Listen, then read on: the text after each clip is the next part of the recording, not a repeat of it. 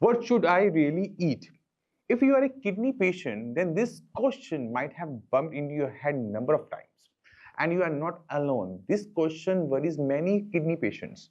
But making the right decision is very important, as what you eat can really make a huge difference in your health. So hello everyone, I am Dr. Puru Dhawan. Welcome to today's video, and today we are going to dive deep into a very interesting and helpful topic for you all, the diet for a kidney failure patient. As kidney failure patient, you might wonder which protein is good or bad for me. Can I enjoy fruits and vegetables? How do I reduce my creatinine? What should I eat to keep my blood pressure in control? And a lot more questions might be there. Today, I will answer all of these questions in detail. Stay with me till the end, and you will get the full picture of what to eat and avoid, which will really help you to manage the kidney health and also help the patient to gain a speedy recovery. So, starting with the basics. What happens when someone's kidney starts damaging? The kidney performs a crucial function of filtering and removing the waste out of the body. But when these filtering units function improperly, then the waste is no more filtered. The result is high creatinine and high urea levels in the body. Along with these waste products, there are some electrolytes including sodium, potassium, phosphorus, which starts collecting in the body, as these are also not filtered by the kidneys. All these factors lead towards worsened condition of the kidney and might create a lot of serious health issues if not treated timely. So it becomes crucial to have a diet which can help in management of the nutrient level and also reduce the waste production in the kidney patient's body. So let's first talk about creatinine. What is creatinine? It is a waste produced as a result of the muscles breakdown, which gets removed continuously by the kidney in a healthy person. But if talking about kidney patient, then easily one can find high creatinine levels in their blood test report. And these high creatinine values very highly impact the working of kidneys. So what to be done in such cases? To stop the further kidney damage, the creatinine level need to be reduced, and for that you have to reduce your protein intake, as this is the nutrient solely responsible for the creatinine production. But now let me tell you guys an interesting fact. The human body consists of 15 to 20% protein, which means it's an important material forming your hair, skin, nails, and even your eyes. So we can say that both excess and lack of protein are harmful. Therefore, it is important to balance its intake, keeping in the mind certain tips, which I'm going to tell you now. Avoid the heavy animal protein like red meat, fish, chicken. Also avoid the dairy products like cheese. Instead, switch to plant-based protein like lentils, legumes, and pulses. These are light on your stomach, easily absorbed, easily digested, and results in less creatinine production. For example, you can take a bowl of thin dal or legumes or a glass of milk in one day for your protein needs. It is more than enough, and this will not burden your kidney also. The next metabolic waste generated in the body is urea. Urea is a nitrogenous waste produced by the liver during food metabolism. In a kidney patient, urea gets accumulated, resulting in many problems like nausea, headaches, vomiting, and so on. So to reduce the urea production, what do you have to do? Cut off the heavy oily food, because your liver has to work twice as hard to process that. And when your liver works harder, it produces more urea. Instead, go for a simple meals like chapati, breads, plain rice, and light dals. This way, your liver produces less urea, easier for your kidney too. I hope the concepts are clear to you now. Till now, we talk about urea, creatinine, both of which are waste products generated in the body. But now we are going to talk about the nutrients, not any waste product. You all must be thinking that nutrients are always good for us. Then why I am discussing them? Actually, nutrients are good, but only when they are in the right amount.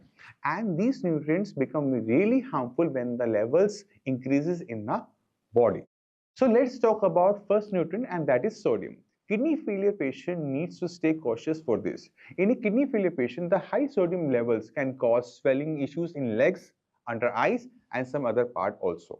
Also, it can put lots of stress on the kidney and heart might also suffer due to this. So what are the things to be avoided for limiting sodium intake? When we talk about sodium, the first thing which comes in the mind is common salt or the sodium chloride. Many patients ask me, can I still eat salt if I have a kidney issues? My answer is yes. If your blood pressure level is in under control, you can use a pinch of common salt. But if you have blood pressure issues, being a kidney patient, then you need to stay on salt restricted diet. Interestingly, many people think that they can consume low sodium salt in normal quantity and this won't harm their kidney too. But they are not aware that the low sodium salt contains added potassium, which will eventually raise the potassium level of the kidney failure patient, and this is really harmful for a kidney failure patient. So avoid the low sodium salt. Now, the loss of appetite is a very common issue found in the kidney failure patient. As due to lack of salt, the patient finds the food tasteless and they don't feel like eating anything. So I will tell you now a special tip to solve this issue. The kidney failure patient can take natural spices like cumin, coriander powder and asafoetida for taste. These spices will not only enhance the flavor of the food but are also safe for the kidneys. And of course, avoid pickles, processed foods or tasty dishes like instant noodles as these they have got hidden salt in them. Moving on now, let's talk about the next nutrient which is harmful for the kidney failure patient, and that is potassium. Potassium helps in regulating the nerve and muscle functioning in the body. But too much potassium can be lethal for kidney failure patient as it can cause muscle fatigue, which might result in heart attack also. Apart from this, it can cause nausea, weakness also in a kidney failure patient. So to avoid all these situations, you need to avoid certain potassium-rich foods. Let's now discuss them one by one. First are the brown, rooty vegetable like potato, sweet potato, beetroot, etc. Next comes the green leafy vegetables like spinach, lettuce, parsley, coriander, as these are fully loaded with potassium. One can use them in a form of garnishing or dressing, but never use them in a form of curry or smoothies. If I talk about the fruits, then you need to stay away from banana, kiwi, coconut, avocado. Also, you need to avoid citrus fruit like mango, grapes, and oranges. In place of all these, you can have chiku, apple, guava, papaya, but that too in a limited quantity, and no fruit juices. Juices have concentrated potassium, which makes them dangerous for a kidney failure patient. Please keep making notes of all these things so that later on you can refer to them to prepare your diet chart. Next, avoid jaggery. Alternatively, you can take refined sugar if you want to eat something sweet. If all these food restrictions also not help in reducing your potassium level, then you may have to go for leaching, a special process which can help to extract out the potassium from the food you consume.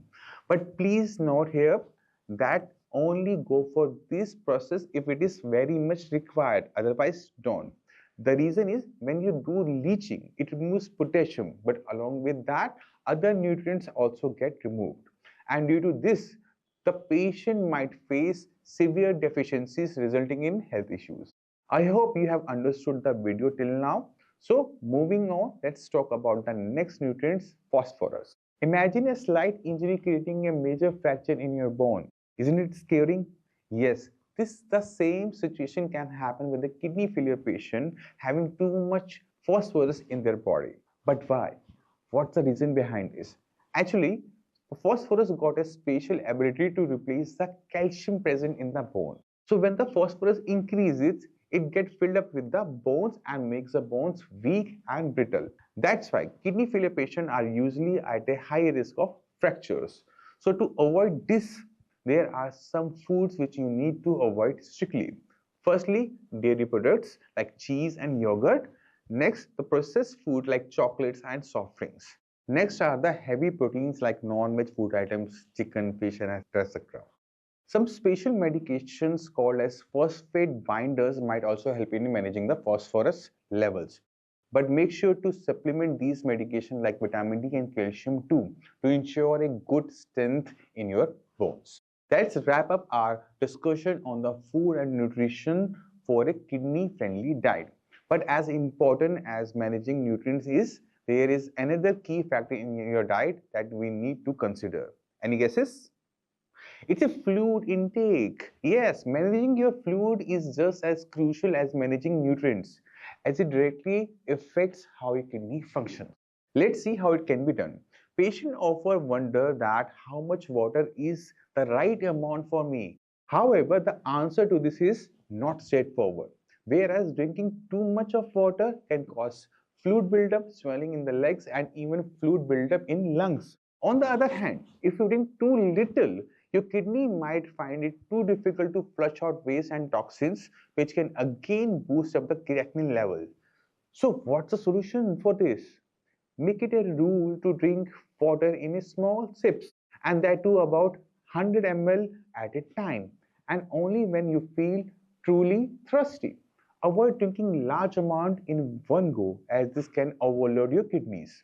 Remember, your fluid needs may differ based on factors like climate and activity levels. So stay mindful, keep it balanced, and give your kidneys the best support possible. So we have covered a lot today, from managing creatinine to finding that right fluid balance. If you follow these tips consistently, you will definitely see improvements in your energy level and your overall health. I hope you have understood each and every detail about this special diet for kidney failure patient. Or if there are any doubts, you can share in the comment section below. And if you need more personalized help or want to connect with my team directly, don't hesitate.